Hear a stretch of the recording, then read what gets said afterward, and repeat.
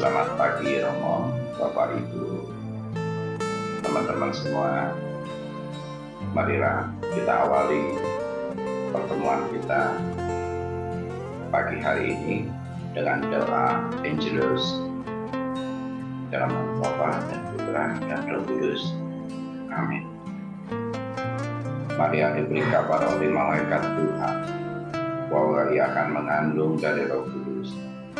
Salam Maria, penuh rahmat, Tuhan sertamu. Terpujilah kau di antara wanita dan terpujilah buah tubuhmu Yesus. Santa Maria, Bunda Allah, doakanlah kami yang berdosa, sekarang dan waktu kami mati.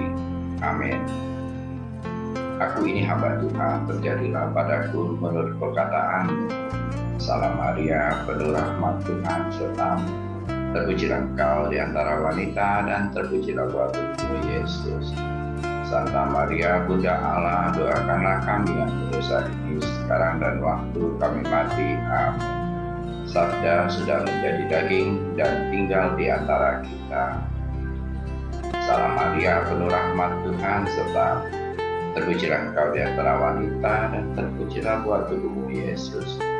Santa Maria, Bunda Allah, doakanlah kami yang berdosa ini sekarang dan waktu kami mati. Amin. Doakanlah kami, ya Santa Bunda Allah, supaya kami dapat menikmati janji Kristus. Mari kita berdoa. Ya Allah, karena kabar malaikat, kami mengetahui bahwa Yesus Kristus Putramu menjadi manusia. Curahkanlah rahmat-Mu ke dalam hati kami, supaya karena sengsara dan salibnya kami dibawa kepada kebangkitannya yang mulia. Sebablah Dialah Tuhan dan pengantara kami. Amin. Selamat pagi, Allah Bapa yang Maha Baik. Terima kasih Engkau telah mengumpulkan kami semua di rumah kami masing-masing. Engkau telah melindungi kami sepanjang tidur kami dari hari kemarin dan malam hari. Engkau telah membangunkan kami kembali pada pagi hari ini dengan sehat. Sebentar lagi kami akan mendengarkan renungan firman-Mu melalui Romo kami, Romo Gunawan. Semoga renungan kami nantinya akan bermanfaat bagi iman dan kepercayaan kami, sehingga menumbuhkan iman dan kepercayaan kami semua. Kemuliaan kepada Bapa dan Putra dan Roh Kudus, kepada Tuhan sekarang selalu dan sepanjang segala abad. Amin. Dalam nama Bapa, Putra dan Roh Kudus. Amin.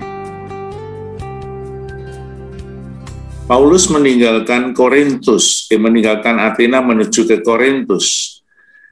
Korintus adalah sebuah pelabuhan besar, di mana di situ seringkali dipakai oleh para pelayar yang mampir atau bersinggah di kota Korintus, sebuah kota pelabuhan yang penuh dengan berbagai macam masalah dan persoalan hidup. Orang datang dan pergi di Korintus dan keluar lagi, mampir lagi di Korintus, para orang-orang yang sungguh-sungguh seringkali berlayar. Kota Korintus itu sudah ada 6.000 tahun sebelum Kristus, berarti kita melihat bahwa 6 abad sebelum Yesus itu di sana sudah mulai maju ya kotanya. Karena antara kota Korintus dengan Athena itu tidak terlalu jauh, sama-sama di Yunani. Disitulah Paulus menghadapi berbagai macam problem hidup, baik problem hidup antar manusia satu dengan yang lain, problem hidup keluarga, problem hidup tentang ajaran-ajaran yang lain. Oleh karena itu, Paulus itu menulis suratnya kepada orang di Korintus sampai panjang lebar, ya, sampai 2 surat saja panjang. Meskipun dari para ahli juga masih menyelidiki apakah surat Paulus kepada umat di Korintus yang kedua itu benar-benar berasal dari Paulus. Tapi sampai sekarang masih diyakini bahwa itu dari Paulus, meskipun ada beberapa tambahan yang disampaikan dalam surat. Kota Korintus, Paulus meninggalkan Athena lalu pergi ke Korintus. Di Korintus ia berjumpa dengan seorang Yahudi bernama Aquila. Kita sudah pernah mendengar nama itu. Aquila adalah seorang suami yang punya istri namanya Priscilla. Ada teman-teman kita yang punya nama Priscilla atau sering juga disebut Priska. Priska dan Priscilla itu sama. Itu adalah suami istri yang ketemu dengan Paulus di Korintus. Mengapa mereka berdua itu ketemu di Korintus dengan Paulus? Karena Kaisar Claudius yang saat itu memerintah di Roma itu mengusir orang-orang Kristiani yang ada di Roma. Waktu itu di Roma terjadi satu persoalan tentang Kristus, tentang Kristus. Di sana ada orang Yahudi dan juga orang-orang Kristen. Ya. Jadi sudah mulai tumbuh dan berkembang orang-orang Kristen yang percaya kepada Yesus, yang semula juga mungkin ada orang-orang yang berbudaya Yunani, juga orang-orang Yahudi yang tinggal di Roma. Maka rupa-rupanya persoalan yang terjadi di Yerusalem tentang Yesus Kristus yang kemudian disalibkan itu juga merambat sampai di Roma. Kita tahu Kaisar Claudius itu juga termasuk kaisar yang cukup kejam. Sebelumnya yang lebih kejam, lebih parah itu Kaisar Caligula, terus zaman Yesus itu Kaisar Tiberius, ya. Maka ada kota Tiberias, itu adalah kota yang namanya berasal dari Kaisar Roma. Kaisar Claudius mengusir orang-orang Yahudi yang ada di Roma. Salah duanya adalah Priska dan Aquila. Suami istri yang baik hati, yang kebetulan Priska dan Aquila itu hobinya sama dengan Paulus. Ya. Jadi Paulus selain dia mengajar dan menjadi rasul bangsa, itu juga mempunyai hobi untuk menghidupi. Jadi dia juga bekerja selain dia menjadi pengajar sebagai rasul. Kerjaannya apa? Dia adalah ahli dalam membuat tenda. Itu didapat di mana Paulus bisa membuat tenda ketika dia belajar menjadi orang Farisi. Jadi selain mereka yang orang Farisi itu belajar tentang kitab suci, mereka mempunyai ekstrakurikuler, gitu. Artinya ada beberapa keterampilan yang diajarkan supaya orang-orang Farisi yang awam itu bisa mencari nafkah dengan mempergunakan keterampilannya masing-masing. Kebetulan Paulus mempunyai keterampilan dalam membuat tenda, sehingga dia seringkali jual tenda untuk hidup. Begitu juga Priska Aquila, kebetulan dua orang itu juga ahlinya sama, membuat tenda. Sehingga mereka seringkali bekerja sama untuk mencari nafkah. Mereka ketemu di Korintus. Kalau kita lihat peta, itu Korintus itu sebetulnya tidak terlalu jauh dari Roma. Ya. Memang harus nyebrang laut. Dibandingkan dengan ke Yerusalem lebih jauh daripada ke Korintus. Disitulah Paulus singgah di rumah mereka di Korintus, di rumah Priska dan Aquila. Rupa-rupanya masalah Kristus itu sudah mendunia. Ya. Pada waktu itu Paulus baru berkarya sekitar berapa tahun ya? 20 tahun ternyata Kristus sudah didengar dan sampai ke Roma. Namun kalau kita melihat perjalanan atau jalan raya yang disebut via Maris gitu. Kalau kita pergi ke pergi ke Kafarnaum, terus ke utara, ke Yerusalem, ke selatan, utara Syria, itu ada yang namanya jalan laut via Maris terkenal itu. Kita pernah melihat jalan Maris, pantai laut sampai ke Mesir, itu menjadi jalan yang sangat ramai. Rupa-rupanya para pedagang itu dari utara ke selatan, dari selatan ke utara, sampai kemana-mana ke Afrika, itu seringkali lewat Yerusalem, sehingga mereka seringkali mendengar kata-kata atau bahkan dalam Injil Matius dikatakan bahwa orang-orang lewat ketika Yesus disalibkan. Kita pernah membaca itu di dalam bab 27. Itu orang-orang lewat melihat Yesus yang tersalib dan ikut mengolok-olok. Itu hanya orang lewat. Lewatnya kemana? Di jalan via Maris. Gitu. Dari ujung utara ke selatan sampai muter. Masih bekas-bekasnya kita lihat ketika kita berada di Kafarnaum, itu kita melihat salah satu patok kilometer. Kalau kita di sini ada tulisan yang Jogja 52 km, Solo berapa kilometer seperti itu. Itu masih ada bekasnya dari zaman kuno dulu yang dipertahankan di sepanjang jalan via Maris atau via Maris. Via itu jalan, Maris itu laut. Kalau bahasa Latin Maria itu artinya laut ya.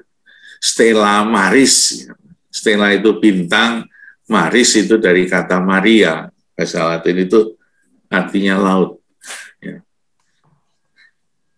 Nah, disitulah maka ajaran Kristiani di mana Yesus sendiri pernah disalib di Golgota dilihat oleh banyak orang, para pedagang dan orang-orang yang seringkali lalu lalang untuk menjajakan hasil karya atau hasil bumi. Mereka mendengar lalu cerita kemana-mana. Dan cerita lisan itulah yang kemudian menjadikan orang pengen tahu. Sehingga Petrus pun akhirnya mengajar atau memberitakan Injil sampai ke Roma. Ya. Kita tahu Roma, Petrus ada di sana sampai mati disalib, dan Markus adalah seorang sekretarisnya Petrus, sehingga Markus bisa menuliskan Injil atas dasar kesaksian dari Petrus. Aquila dan Priska mempunyai rumah, dan Paulus singgah di rumah mereka berdua. Pasti mereka tinggal di rumah tidak hanya tidur saja, tetapi pasti cerita-cerita, pasti ada suatu pengajaran, ada diskusi, ada sharing, sehingga Paulus bersama mereka itu ikut mewartakan Injil, dan akhirnya nanti Priska dan Aquila ikut Paulus dalam perjalanan selanjutnya. Dikatakan dalam Kisah Rasul mereka melakukan pekerjaan yang sama, ia tinggal bersama-sama dengan mereka. Mereka bekerja bersama-sama karena mereka sama-sama tukang kemah, ahli camping. Mungkin dulu pramuka ya, Paulus. Dan setiap hari Sabat, Paulus berbicara dalam rumah ibadat, berusaha meyakinkan orang-orang Yahudi dan orang-orang Yunani. Kita selalu melihat dari beberapa teks sebelumnya, Paulus selalu mengunjungi orang-orang Yahudi pada hari Sabat. Kita tahu bahwa orang-orang Yahudi selalu berkumpul pada hari Sabat untuk beribadah, karena mereka mempunyai keyakinan bahwa hari Sabat adalah hari istirahat, yang kita membaca Injil Yohanes itu sekarang minggu-minggu ini lagi dibaca Injil Yohanes ya, misa harian. Itu kita melihat bagaimana dalam kisah tentang Yesus yang menyembuhkan orang lumpuh yang sudah 38 tahun di kolam Bethesda, itu di sana dikatakan Yesus menyembuhkan pada hari Sabat. Dan Sabat itu menjadi sebuah aturan yang sangat ketat, meskipun waktu itu ada perbantahan dengan Yesus. Yesus mengatakan bahwa hari Sabat itu bukan aturan dari Musa, tetapi dari nenek moyangmu.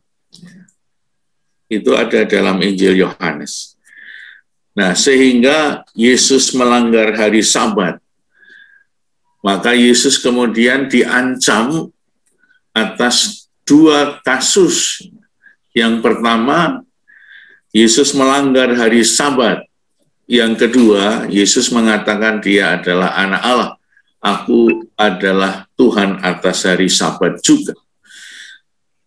Nah, maka pada hari Sabat itu, di tempat-tempat ibadat orang-orang Yahudi dimanapun juga, mereka seringkali berkumpul.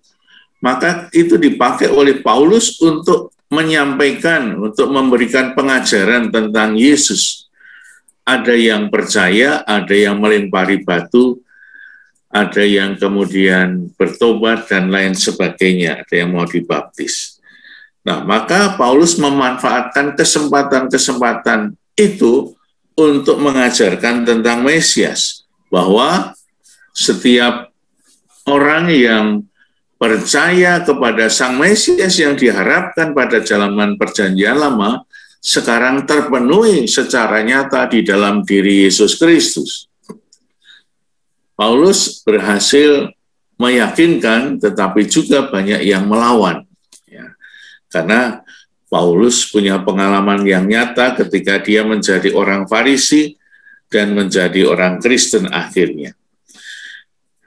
Maka disitulah pada hari Sabat di sinagoga-sinagoga, tempat di mana orang-orang Yahudi berkumpul, Paulus selalu berusaha untuk meyakinkan orang-orang Yahudi dan juga orang-orang Yunani yang berkumpul pada hari Sabat. Sehingga ada orang yang kemudian percaya, tapi ada yang tidak, seperti kisah-kisah yang sebelumnya.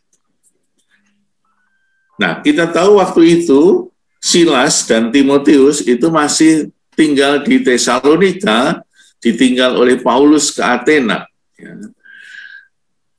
Lalu di Berea, karena terjadi keributan di sana, jadi Paulus tidak pergi ke Tesalonika, tetapi dia langsung pergi ke Athena dan ke Korintus akhirnya.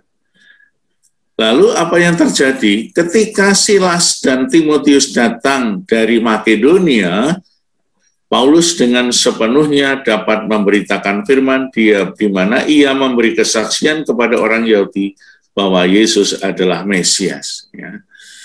Jadi waktu itu Silas dan Timotius diutus oleh Paulus kan untuk pergi ke Berea, ke Tesalonika. Dan sekarang ini sudah kembali dari perutusannya dan ketemu lagi dengan Paulus di Korintus.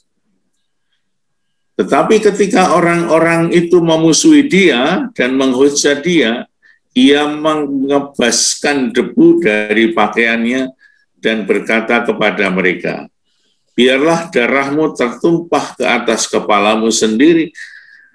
Aku bersih, tidak bersalah. Mulai dari sekarang aku akan pergi kepada bangsa-bangsa lain." Kita ingat ketika kita membaca surat Injil Matius, khususnya bab 10 ya, di mana para murid diutus untuk pergi mewartakan Injil.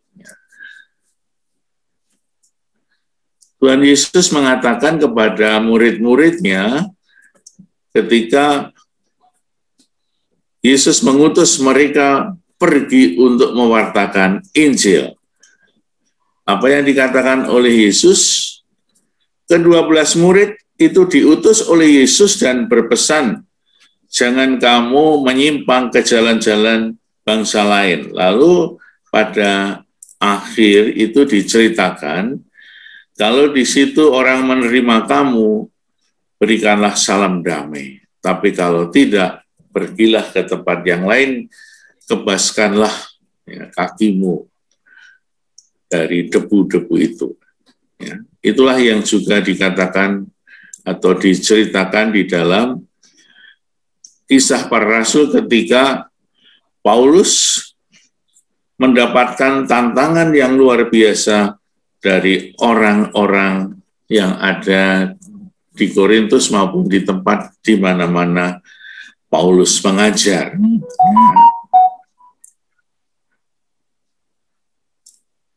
Nah, apa yang kemudian terjadi di Korintus? Perlawanan-perlawanan terjadi.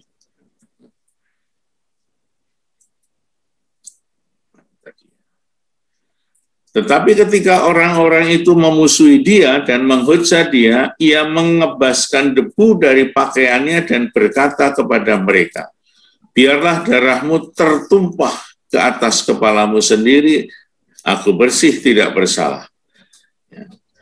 Maka keluarlah ia dari situ, lalu datang ke rumah seorang yang bernama Titus Justus, yang beribadah kepada Allah, dan yang rumahnya berdampingan dengan rumah ibadat. Kita lihat rumahnya Titus, yang nanti kemudian Titus akan menyertai Paulus juga. Ada yang namanya Krispus, itu kepala rumah ibadat. Itu justru menjadi percaya kepada Tuhan bersama-sama dengan seisi rumahnya, dan banyak orang-orang Korintus yang mendengarkan pemberitaan Paulus menjadi percaya dan memberi diri mereka dibaptis. Jadi meskipun banyak tantangan dan cobaan, Paulus diusir, Paulus dipukuli, Paulus dimaki-maki, tetapi dari sekian banyak orang, setiap pewartaan Paulus selalu mendapatkan tanggapan yang luar biasa. Banyak orang yang menjadi percaya, seperti yang sudah-sudah kita lihat bagaimana di Filipi, Paulus sampai di penjara, tetapi orang penjaga penjara bersama seisi rumahnya, lalu ada keluarga-keluarga yang kita lihat, Lydia dan juga sanak saudaranya, dan juga banyak orang menjadi percaya. Begitu juga pemberitaan Paulus kepada orang di Korintus, itu sungguh mendapatkan tanggapan yang beraneka ragam. Banyak orang yang kemudian menjadi percaya, dan semakin banyak orang yang kemudian menyertai Paulus di dalam perjalanan-perjalanan selanjutnya. Nanti kalau kita melihat surat-surat Paulus kepada umat di Korintus 1 dan 2, kita akan melihat betapa banyak permasalahan yang ada di Korintus. Entah itu permasalahan keluarga, permasalahan tentang perkawinan, permasalahan tentang teologi Yesus yang dipandang sebagai kepala dan umat adalah anggota-anggotanya. Lalu ajaran tentang kasih itu juga ada di Korintus, misalnya saja yang seringkali dipakai dalam perkawinan. Kasih itu sabar, murah hati, dan lain sebagainya. Sehingga apa yang diajarkan oleh Paulus di dalam pengajaran di Korintus dan menulis surat-suratnya yang panjang itu, kemungkinan besar Paulus menjawab persoalan-persoalan yang terjadi di Korintus. salah satunya aturan ajaran gereja tentang perkawinan itu diambil dari surat Paulus kepada umat di Korintus. Nanti kita lihat kapan-kapan.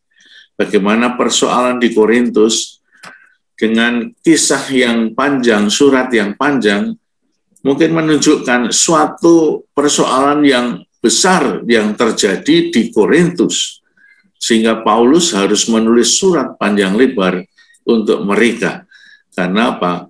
Karena masalah kota pelabuhan seperti Tanjung Priuk itu kan masalahnya sangat kompleks. Sehingga Paulus perlu menuliskan surat yang panjang ketika kemungkinan besar Paulus itu menulis surat kepada umat di Korintus ketika Paulus ada di Efesus. Karena cukup lama Paulus tinggal di Efesus dan di Korintus, Paulus juga cukup lama mengamati kondisi dan situasi orang Yahudi dan umat Kristiani yang ada di sana. Sekitar 1,5 tahun Paulus tinggal di Korintus. Sehingga Paulus sedikit banyak tahu kondisi dan situasi orang-orang Korintus. Nanti kapan-kapan atau minggu depan kita melihat salah satu dari permasalahan yang ada di Korintus ada di surat Paulus kepada umat di Korintus. Sehingga Paulus menjadi cukup terkenal ketika dia tinggal di Korintus karena Paulus cukup banyak berinteraksi dengan orang-orang di Korintus. Ya, dan itulah kira-kira pengantar sedikit kondisi yang ada di Korintus. Nanti kita akan melihat lebih jauh. Terima kasih, Tuhan berkati. Amin. Terima kasih Romo. Terima kasih Romo. Tersuan Romo. Monggo. Gak apa ya, waktunya cepet banget. Romo mau tanya boleh? Nanti yang jawab siapa?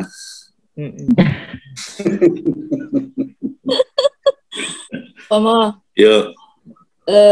dalam kisah para rasul bab 18 ayat ke-17 itu kan ada disebutkan Sostenes, kepala rumah ibadat. Ya. Ya, Mo. Di situ ada dua sih sebenarnya, Galio dan Sostenes. Itu sebenarnya perannya apa sih, Romo, mereka berdua itu? Ya, seperti kepala rumah ibadat, ya. Kita seringkali mendengar kata kepala rumah ibadat. Pastor paroki. Yang menjaga. Apa? Kenapa dia yang dipukul dalam ayat ke-17 itu yang dipukul itu Sostenes ya, Romo? Karena itu Paulus itu kan banyak tantangan dan cobaan ya, seringkali dibantah, kadang-kadang dipukul. Maka kadang-kadang ada kepala rumah ibadat itu yang melindungi Paulus, menyelamatkan. Maka seringkali orang-orang yang ada di situ, kepala rumah ibadat itulah yang kadang-kadang menjadi sasaran juga. Kok kamu melindungi Paulus? Tapi misalnya Galio itu adalah orang yang termasuk pimpinan atau kepala pemerintahan di sekitar itu. Gubernur ya? Iya, sehingga biasanya kan orang-orang Korintus itu kan ada provinsinya Roma, ya. Jadi seperti Pilatus yang ada di Yerusalem, di situ juga ada Galio. Lalu di Akaya, di Filipi itu ada orang-orang perwakilan dari Roma yang ditempatkan di situ untuk menjaga daerah jajahannya. Kita tahu bahwa hampir selama berabad-abad itu Kekaisaran Roma itu menjajah sampai kemana-mana. Jauh sebelum Paulus tiba di Korintus, itu Korintus sudah dikuasai oleh Kekaisaran Roma. Kita masih melihat waktu itu Julius Caesar yang mempunyai 3 panglimanya yang hebat, itu kan menguasai daerah-daerah Yunani di mana-mana. Sehingga ketika Paulus datang, Kekaisaran Roma menempatkan orang-orang Roma. Sehingga ketika Paulus bersih tegang dengan orang-orang Yahudi di situ, itu seperti Pilatus sikapnya kan. Pilatus itu diserai tugas untuk menjaga daerah jajahannya. Kalau ada orang Yahudi yang memberontak kepada Roma, Pilatus itu punya kuasa. Maka ketika Paulus di Yerusalem, kembali ke Yerusalem setelah perjalanan panjang, itu kan ditangkap oleh orang-orang Yahudi. Lalu diselamatkan oleh tentara Roma. Karena apa? Ini ada huru-hara apa ini? Kok sampai saling mau membunuh sehingga Paulus diselamatkan? Ternyata apa persoalannya? Bukan persoalan politik, tetapi persoalan agama. Maka sebetulnya Pilatus nggak mau ikut campur tangan. Begitu juga Galio yang ada di Korintus itu juga sama. Ini bukan persoalan yang harus ditangani oleh orang Roma. Orang Roma hanya menangani keamanan. Orang Roma adalah jaga, tentara dan polisi yang menjaga keamanan di tempat orang Roma menjajah. Tetapi kalau persoalan agama, aku nggak mau campur tangan. Itu persoalanmu sendiri. Itu yang terjadi juga di Korintus dan juga di tempat jajahan yang lain. Kira-kira seperti itu. Oke. Romo, saya mau tanya, Romo. Ya. Melanjutkan pertanyaannya Bu Yana. Itu Sostenes itu kan salah satu kepala rumah ibadat ya. Sedangkan di atas kan dibilang Krispus itu sudah dibaptis. Berarti banyak kepala-kepala lain gitu ya, Romo? Ya. Rumah yang lain gitu ya? Tempat ibadat itu kan banyak, Bu. Berkeliaran di mana-mana. Paroki-paroki gitu ya, banyak ya? Ya, lingkungan-lingkungan. Tapi nggak dibilang kalau Sostenes udah mengikuti Paulus ya, Romo, di sini. Nanti di dalam surat-surat yang lain itu Paulus seringkali memberikan salam dari Sostenes gitu ya. Nanti kita lihat. Kalau kita surat lain lebih detail ya, Romo. Iya. Jadi surat lain lebih detail ya. Ya, ini kan perjalanan dulu. Iya. Sama satu lagi, Romo, di ayat yang kedua itu kan dibilang Kaisar Claudius telah memerintahkan orang Yahudi untuk meninggalkan Roma. Itu kenapa, Romo, kok disuruh keluar dari Roma? Nanti kalau kita lihat Priska dan Aquila, itu permasalahan apa yang terjadi di Roma sehingga Priska dan Aquila itu diusir oleh Claudius. Ternyata keterangannya ada masalah tentang Kristus. Sehingga di Roma pun itu antara orang Kristen dan orang Yahudi yang ada di sana itu bersih tegang juga. Ya.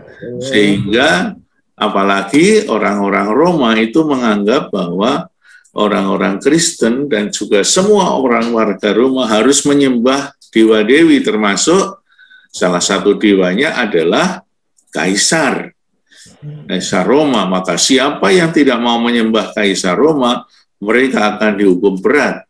Gitu. Nah, ini termasuk masalah tentang Kristos, gitu. Bahasa Yunani Kristus tentang Al-Masih. Kemungkinan kata-kata Kristus itu kan bukan nama diri Yesus, itu gelar kan. Al-Masih itu kan sudah ada sebelum Yesus lahir, kata itu ya. Al-Masih, Mesias itu kan sama. Sehingga harapan orang-orang Yahudi akan hadirnya seorang Mesias, Al-Masih, yaitu Kristus, itu sudah ada sejak lama sebelum Yesus lahir. Lalu ketika Yesus hadir, Yesus meluruskan Mesias atau Kristus yang diharapkan itu bukan Kristus politis, tetapi Kristus yang hadir adalah Al-Masih yang menderita sengsara, wafat, dan bangkit pada hari ketiga. Ya itu persoalan utak-utak di situ. Ruwet ya, Romo. Ruwet, ya. Maka akhirnya ketika ruwet itu kan ada pemberontakan, sehingga tahun 70 itu kan Roma ngamuk di Yerusalem, kemudian dia luluh lantakkan itu Bait Allah Yerusalem merata tanah. Ya. Itu yang terjadi. Jadi seperti yang dikatakan di dalam Injil Matius itu. Aku datang bukan untuk membawa damai, tetapi membawa pedang. Gitu. Artinya apa? Kehadiran Yesus itu seringkali membuat seperti kehadiran Paulus itu. Itu membuat orang terbelah, ya. Satu percaya, satu tidak. Tuhan Yesus mewartakan kejujuran, kebaikan, cinta kasih, juga membawa dampak yang tidak sama. Sama-sama seperti zaman sekarang ini, ketika misalnya pemerintah Jokowi mau membangun infrastruktur kan baik-baik semuanya, tetapi ada orang yang tidak setuju juga. Jadi setiap nilai-nilai kebaikan yang kita wartakan, kita contohkan di tengah-tengah masyarakat, ada yang setuju, ada yang tidak. Membangun gereja aja susahnya setengah mati, ada yang setuju, ada yang tidak. Nah, itulah yang juga kita alami bersama-sama, bahkan bukan hanya dengan orang luar, tetapi di dalam keluarga kita sendiri kadang-kadang terjadi antara suami istri pengen beli mobil Mercy, satunya enggak, kita beli bajai aja. Bajai, iya bisa buat cari duit bajai. Jadi setiap nilai-nilai yang baik itu tidak selalu bisa disetujui oleh banyak orang, meskipun in se itu baik ya, tetapi setiap orang punya pendapat bermacam-macam. Tetapi dengan pengorbanan Yesus di salib berarti apa? Ada satu pesan di sana. Meskipun ya, ada tantangan dan cobaan, ketika Anda berbuat baik, ketika Anda berbuat cinta kasih, ketika Anda memperjuangkan nilai-nilai surgawi, jangan sampai menghentikan perbuatan baik itu meskipun ada penolakan. Dan itu kata-kata Ibu Teresa di Kalkuta itu begitu banyak sekali yang menguatkan. Meskipun Anda dilupakan namamu, ketika Anda berbuat baik, tetaplah berbuat baik. Ya. Ya. Dan masih ada kata-kata yang bagus-bagus itu. Ya. Itulah yang terjadi sepanjang zaman dari dulu sampai sekarang ini. Termasuk Galileo ya, termasuk Galileo ya. Galileo itu kayaknya cuci tangan gitu kan ya? Iya, sama. Itu kan pesan dari Kekaisaran Roma. Kamu di tempat jajahan itu tugasnya keamanan, satpam, gitu. Kalau urusan agama itu bukan urusan, maka ketika ada huru-hara, ada rame-rame, itu kamu tugasnya mengamankan, bukan mencari siapa yang salah atau yang tidak. Urusan agama itu bukan. Kalau urusan keamanan itu urusannya orang Roma yang diutus untuk menjaga. Itu yang terjadi. Si Romo. Seru juga ya ceritanya ya. Seru. Sebetulnya kayak kontradiksi juga ya, Mo. Si Galileo ini dia kan gubernur, sementara kan kaisarnya memerintahkan supaya orang Yahudi meninggalkan Roma. Apakah enggak ya itu ya tadi ya, Mo, karena yang untuk urusan agama dia nggak boleh ikut campur gitu, Mo. Ya memang agama mereka sendiri, tetapi kalau di Roma, di pusat, di mana pusat kekaisaran, orang harus taat kepada ya, peraturannya mau menang sendiri ya, Romo ya. Sama Bu, di sini juga kan. Iya, makanya di sini juga. Mana-mana, jadi. Iya, dari dulu sampai sekarang. Sama aja. Kode baik. Ya, maka makasih, Romo. Sabda Yesus itu kan abadi. Kalau tidak ada sabda itu, berarti tidak ada persoalan ya. Ketika persoalan terjadi, Yesus memberi pesan, dan pesan itu abadi sampai sekarang. Karena apa? Karena masalah-masalah itu seringkali berulang. Ya. Karena manusianya juga sama. Kan? Misalnya di Amerika, orang yang sudah hebat, otaknya luar biasa, menjadi polisi dunia, masih terjadi kayak Presiden Trump itu sama itu menjadi persoalan. Iya. Iya. Ternyata belajar dari Indonesia. Nah, macam-macam itu terjadi. Dan kalau kita melihat misalnya kisah para nabi, orang yang mewartakan itu juga sama, tidak selalu mulus pewartaannya, selalu mendapatkan perlawanan.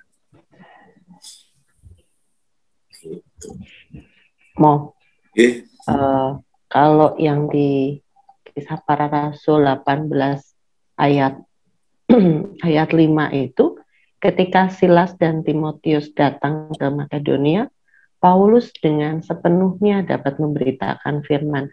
Maksudnya dengan sepenuhnya itu kayak ada temannya lagi, atau bagaimana sih, Mo? Toh dia juga bisa memberitakan juga gitu. Kalau punya teman kan lebih mantap kayaknya ya. Jadi waktu itu kan ditinggal oleh Silas dan Timotius, temannya yang dekat. Yang di Silas kan diajak dari Antiokhia, ya. Antiokhia yang di Syria itu sudah menyertai terus. Lalu di Tiatira itu Timotius ketemu. Timotius diajak. Orang-orang dekat seperti itu ketika berpisah sebentar itu kadang-kadang kenyamanannya mungkin tidak terlalu dirasakan. Ketika mereka datang lagi, ayem lah.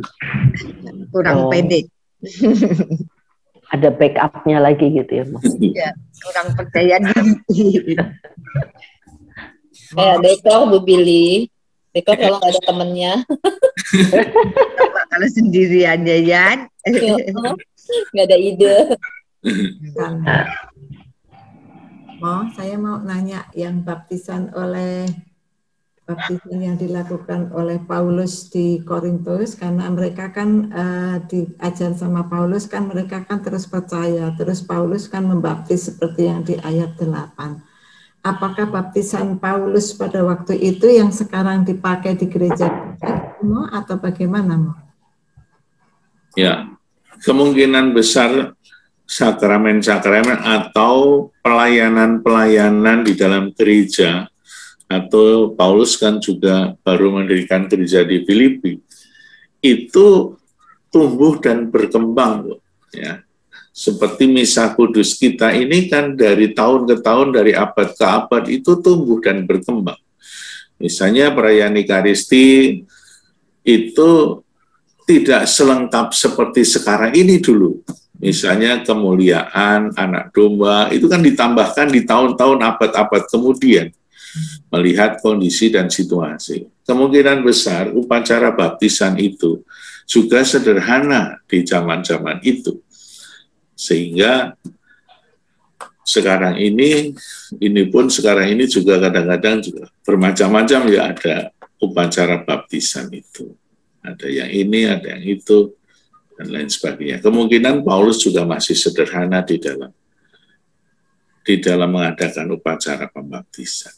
Meskipun datanya tidak kita temukan secara mendetail. Namun karena Paulus itu adalah produk dari Yesus sendiri, maka dia merasakan betapa besarnya kuasa Allah dalam Roh Kudus itu betul-betul bekerja. Ya. Dari pewartaan pribadinya saja sudah mengagumkan ya Paulus itu, luar biasa. Karena apa? Dia kok hebatnya seperti itu ya. Baru saja di penjara sudah ngajar lagi. Baru saja dipukuli, bangun lagi, jalan lagi. Itu kalau tidak ada kuasa Roh Kudus, maka waktu itu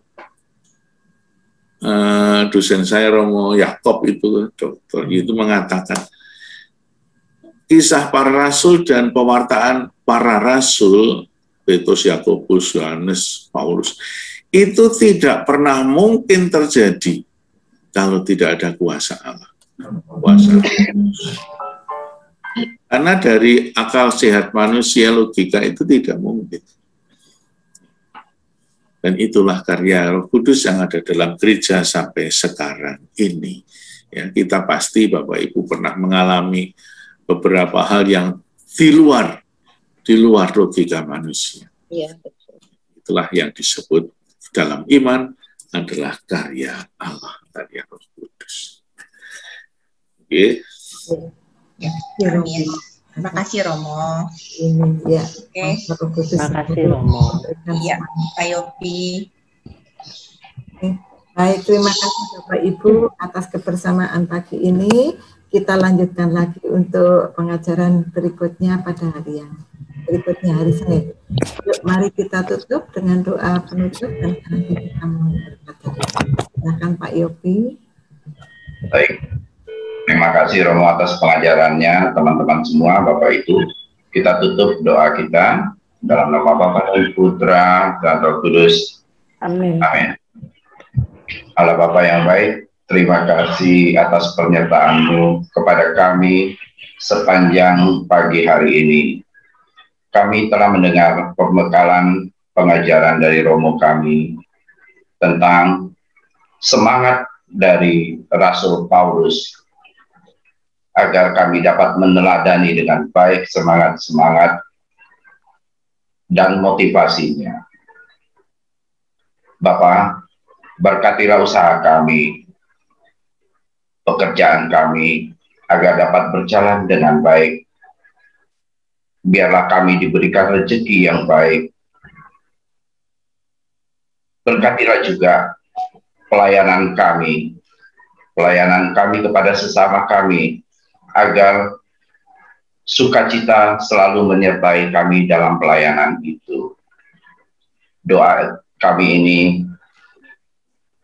Engkau berkati lewat berkat dari Romo kami. Tuhan sertamu, Dan sertamu juga. semoga kita semua dan seluruh karya, pelayanan, dan pekerjaan kita di mana kita berada diberkati oleh Allah yang Maha Kuasa, Bapa, Putra, dan Roh Kudus. Amin. Amin. Terima kasih Romo. Terima kasih Romo. Sehat selalu ya. Sampai jumpa. Tetap sehat Romo. Halo. Sampai hari Senin.